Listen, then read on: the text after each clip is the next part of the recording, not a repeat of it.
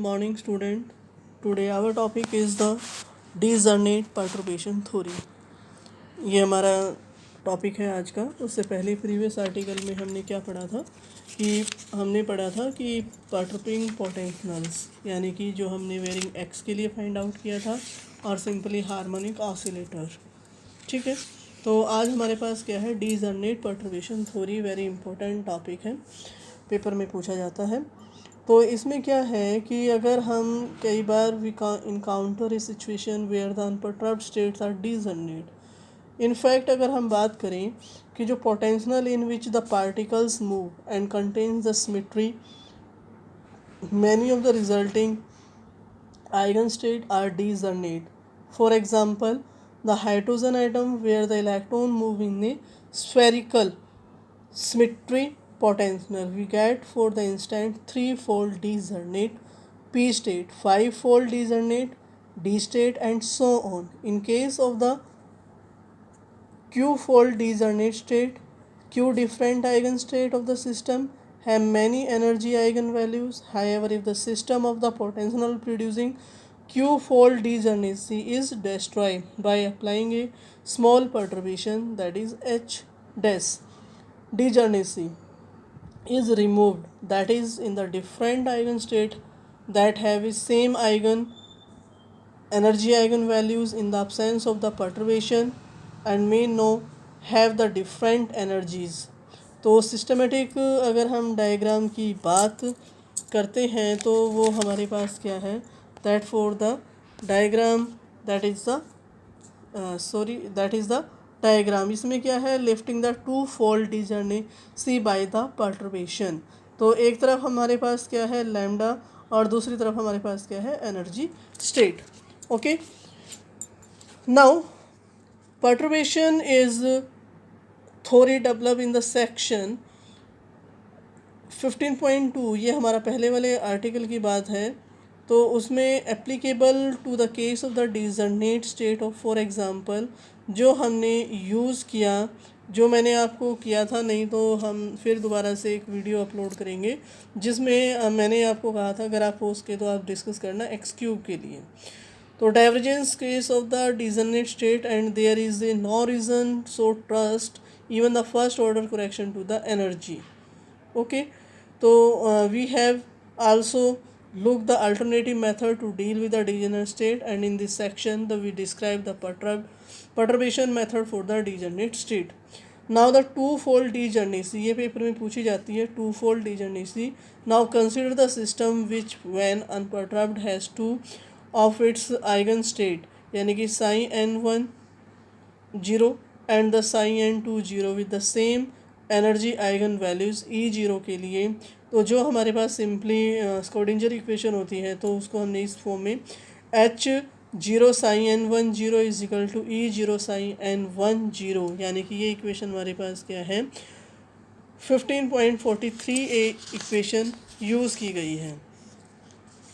तो इसके बाद क्या है, वो तो फर्स्ट के लिए था। इसी तरीके से हम सेकेंड पार्टिकल के लिए क्या लिख सकते हैं, H0 psi n2 is equal to E0 psi n2 0। ये हमारे पास क्या हो गई 43b इक्वेशन। फिर क्या है, हम इसका क्या करें, इंटीग्रल, हम इक्वेशन का साई एन साइन यानी कि कैट और ब्रा की फॉर्म में हमने इसको लिखा है, psi n 0 and the psi n 0, फिर is equal to integral psi n 0 conjugate psi n 2 0 d2 is equal to 0। ये हमारे पास क्या होगी 43 equation with psi n 1 0 and psi n2 0 both the normalized, and it may be easily seen that any linear combination of these state, तो यहाँ से psi 0 is equal to, ये हमारे पास क्या है, लीनियर कॉम्बिनेशन की फॉर्म में C1 psi n1 0 plus C2 psi n2 0। ये हमारे पास इक्वेशन हो गई 44, where C1 and C2 are the हमारे पास constant and also the eigen function of the H nought with same eigen function E0। Okay, तो यहाँ से हमारे पास क्या हो गया, H nought psi 0 is equal to E0 psi 0। ये हमारे पास 45 इक्वेशन। तो perturbation lambda H dash lift the two fold degeneracy as shown in the systematical diagram. ये हमारे पास डायग्राम है। तो unperturbed energy E0 split into the two values, यानी कि जो E0 है वो स्प्लिट हो गई है टू वैल्यूज़ में लैम्डा की इंक्रीज फ्रॉम 0 से लेके 1 तक. It is not clear to begin with the initial unperturbed state should be taken. तो इट मीन्स क्या है कि अगर हम इम्प्लीमेशन फॉर द पर्टर्बेशन की बात करें तो we start the arbitrary constant C1 and C2 in the psi 0. तो we want to solve the Schrodinger equation. तो हम इसको किस तरीके से H nought plus lambda H dash bracket बंद psi is equal to E psi, ये हमारे पास 46 इक्वेशन हो गई. उसके बाद क्या है विद एनर्जी, हमारे पास एनर्जी की वैल्यूज़ क्या है E is equal to E0 plus lambda E1 plus lambda square E2 plus so on. 47th A equation. इसी तरीके से साई को हम क्या लिख सकते हैं psi 0 plus lambda psi 1 plus lambda square psi 2 plus so on. ये हमारे पास कितनी हो गई 47th B equation. Putting this expansion of the E and psi equation 46 and collecting the coefficient of equal powers of lambda. तो हम यहाँ से इक्वल पावर्स को इक्वेट करें तो यहाँ से हमारे पास वैल्यू क्या है H note psi 0 plus lambda H dash psi 0 plus lambda 0 psi 1 plus lambda square, यानी कि हमने ई और साई की वैल्यूज़ कहाँ हैं इक्वेशन 46 में पुट कर दी हैं. तो हमारे पास ये इक्वेशन बनकर आई है. ठीक है, फिर इसको हमने क्या कर दिया दोनों तरफ वैल्यूज़ पुट कर दी किसकी ई की और एच की, ई की और साई की. और उसके बाद क्या है हमने मल्टीप्लाई कर दिया और ये इक्वेशन ओपन कर दी तो हमारे पास ये इक्वेशन बनी. उसके बाद क्या है हम इक्वेट कर रहे हैं इंडिपेंडेंट ऑफ लैम्डा. तो लैम्डा की टर्म्स में हमने पहले इक्वेट किया, वो हमारे पास इक्वेशन क्या थी that equation is H H0 psi 0 is equal to E0 psi 0. Okay, now फिर हम इक्वेट कर रहे हैं कोफिशिएंट ऑफ लैम्डा. तो लैम्डा को इक्वेट किया तो हमारे पास जो इक्वेशन है वो क्या आ गई that equation is H note psi 1 plus H dash psi 0 is equal to E0 psi 1 plus E1 psi 0. तो ये हम पुट कर रहे हैं एक्सपेंशन को in equation 44 of the Sai 0 in the above equation. तो यहाँ पर हम साई 0 की वैल्यू पुट कर दी 44 इक्वेशन से. तो ये इक्वेशन हमारी किस में कन्वर्ट हो गई that is H note psi 1 plus C1 H dash psi N1 0 plus C2 H dash psi N2 0 is equal to E0 psi 1 plus C2 E1 psi N1 0 plus C2 E1 psi N2 0. Multiplying above the equation, ये हमारे पास ऊपर वाली equation 48 भी थी. Multiply above equation from left by the psi N1 0 conjugate and integrating over all the allowed space. तो हमारे पास हमने integral form में लिखा तो ये इक्वेशन क्या हो गई हमारे पास integral psi N1 0 conjugate psi 0 psi 1 D2 plus C1 constant को बाहर रख लिया integral psi N1 0 conjugate H dash psi N1 0 D2 plus C2 integral psi N1 0 conjugate H dash psi N2 0 D2. इसी तरीके से फिर ई की तरफ हमारे पास क्या हो गया E0 जो कांस्टेंट था बाहर integral psi N1 0 conjugate Sai 1 D2 plus C1 E1 integral psi N1 0 conjugate Sai N1 0 D2 plus C2 E1 integral psi N1 0 conjugate Sai N2 0 D2. ये हमारे पास इक्वेशन आ गई 48C. अब क्या है H nought is the Hamiltonian operator and the Hamiltonian conjugate of equation 43 gives. तो यहाँ से हमारे पास क्या होगा psi N1 0 conjugate H0 is equal to E0 psi N1 0 conjugate. ये हमारी इक्वेशन क्या है 43A इक्वेशन से है विद गिव्स. तो हम अगर हम इसका क्या कर लें इंटीग्रल कर लें तो इंटीग्रल करके हमारे पास क्या होगा integral psi N1 0 conjugate H note psi 1 D2 is equal to E0 integral psi N1 0 conjugate psi 1 d2. Now that is the first term of left hand side in equation 48C. Cancel the first term on its right hand side. Then equation 48C result. तो यहाँ से हमारे पास क्या आ जाएगा C1 H dash 1 1 plus C2 H dash 1 2 is equal to C1 e की power 1 यानी कि E1 यानी कि 49th a equation, where H dash I J is equal to integral psi N I conjugate H dash psi N J 0 d tau यानी कि आई और जे की value 1 2। तो ये हमारे पास 49th B equation, where we use the orthogonality condition 15.43 C, again multiply the equation 15.48 B from left by psi and two zero conjugate and indication, then we get. तो हमारे पास इक्वेशन क्या मिलेगी, C1 H dash 21 plus C2 H dash 22 is equal to C2 E1, 49th C equation. Now the equation 15.49A and 15.49C may be put in the matrices form, यानी कि H dash 11 H dash 12 upon में H dash 21 H dash 22, ये तो H की matrix हो गई। फिर हमारे पास क्या है, C1 C2 is equal to E1 फिर C1 C2, ये हमारे पास क्या है, matrices form.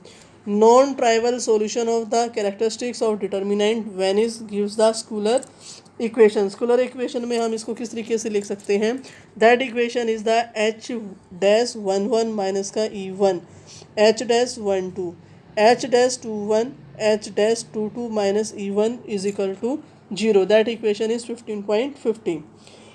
From this we get, यहाँ से हम क्या है डिटर्मिनेंट को सॉल्व करें तो यहाँ से हमारे पास जो इक्वेशन है वो क्या आएगी, H डैश 11 माइनस का E1 इंटू में H dash 22 minus E1 minus का H dash 12 H dash 21 is equal to 0। Now और हम इसको और क्या लिख सकते हैं, that equation is like this, E1 का square minus E1 H dash 11 plus H dash 22 plus H dash 11 H dash 22 minus का H डैश 12 H डैश 21 का स्क्वायर इज इक्वल टू 0। तो यहाँ से E2 प्लस माइनस 1 यानी कि उधर shift करके हमारे पास क्या है, इंटीग्रेशन आ जाएगा।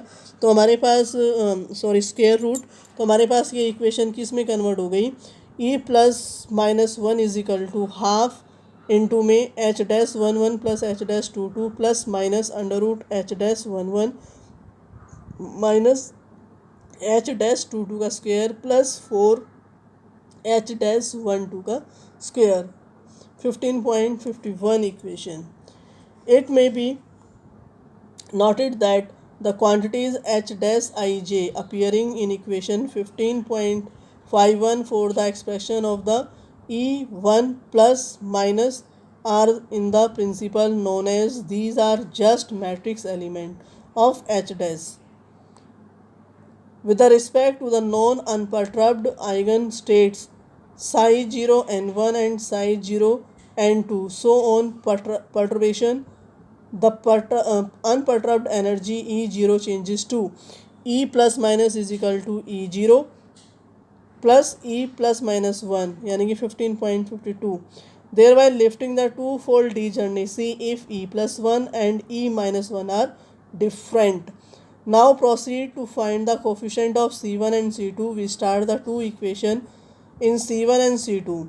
तो now from the equation 49A and 49C, तो यहाँ से हमारे पास जो इक्वेशन है वो क्या हो, C1 H dash 11 plus C2 H dash 12 is equal to C1 E1, C1 H dash 21 plus C2 H dash 22 is equal to C2 E1। ये हमारे पास इक्वेशन 49 थे और 49C से हैं।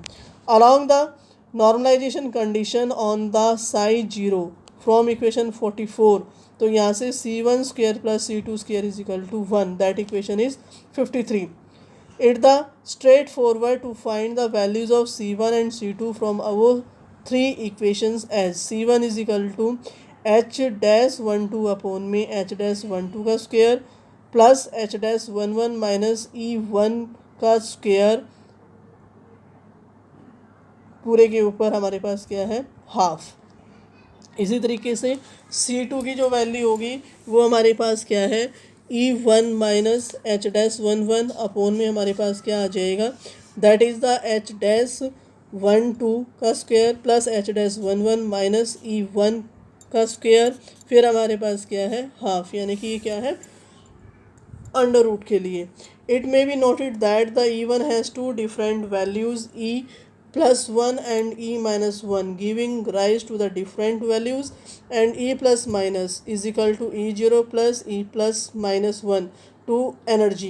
The coefficients C1 and C2 sell to different set of the values C1 plus and C2 plus for values E plus 1 and C1 minus and C2 minus for the values E minus 1. Therefore the wave function psi plus 0 is equal to C1 plus psi n1 0 plus C2 plus psi n 0, corresponding to the perturbed energy E plus is equal to E0 plus E plus 1, and then we get psi minus k 0 is equal to C1 minus psi n0 0 plus C2 minus psi n2 0 to the perturbed, यानी कि that equation is 55b. To perturbed energy E minus is equal to E0 plus E negative 1. Now the G-fold degeneracy, यानी कि this method of the previous section may be easily generalized to the case when the energy level is G-fold degenerate. As we saw, the case of the two-fold degeneracy, E1 are nothing but given eigenvalues of the 2 into 2 H dash matrices, यानी कि 49th D equation. Equation 15.50 is the corresponding characteristics equation for this matrix, and in fact the linear combination of the unperturbed states are eigenfactors of H dash. So in case of G-fold degeneracy, we should look for the eigenvalues given H dash 11, H dash 12, H dash 13, so on. H dash 21, H dash 22, H dash 23, so on. H dash 31, H dash 32, H dash 33, so on. इसी तरीके से so on करते हुए last term अगर हम H dash GG, इसी तरीके से C1, C2, C3, so on CG is equal to E1, फिर इनटू में matrices C1, C2, so on CG, यानी कि equation 15.56, which for the non trivial solution give the Schuler equation. Schuler equation हमारे पास क्या H dash 11 माइनस का E1, H dash 12, H dash 13, so on. Next H dash 21, H dash 22 minus E1, H dash 23, so on. H dash 31, H dash 32, H dash 33 minus E1, so on. इसी तरीके से so on करते हैं last H dash GG minus E1. ये हमारे पास equation हो गई 15.57. ये हमारे पास क्या है G-fold degeneracy. ये वेरी इंपॉर्टेंट टॉपिक है टू फोल्ड डीजनरेट के लिए, या आपको इंट्रोडक्शन में जैसे बताया कि डीजनरेट पर्टर्बेशन थ्योरी के बारे में, तो ये पेपर में पूछा जाता है. वेरी इंपॉर्टेंट टॉपिक है, ध्यान से आप इसको पढ़ना. Thank you, have a nice day.